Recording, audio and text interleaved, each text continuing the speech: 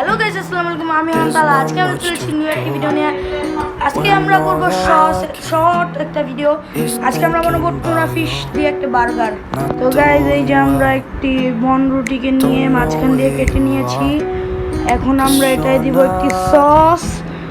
এখানে আমরা দুইটি সস নিয়েছি, একটি রেড সস আর একটি হোয়াইট সস আর একটি মেয়োনিজটা বাসায় বানানো দেখে বাটিতে রেখেছি। তো মেয়োনিজটা দেওয়ার পর দেখা হচ্ছে ফেলেছি। এখন দিব আমরা শসা। কোনো পিস দিয়ে একটি টিকা বানিয়ে রেখেছিলাম, ওই টিকা।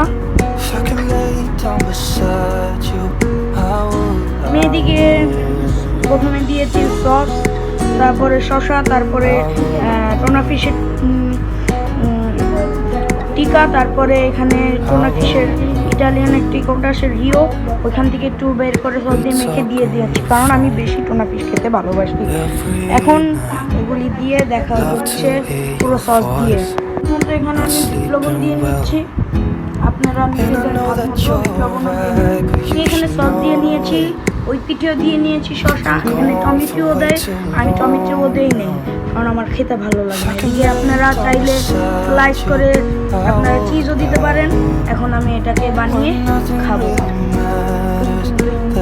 আজকে ভিডিও এই পর্যন্ত, বাই বাই।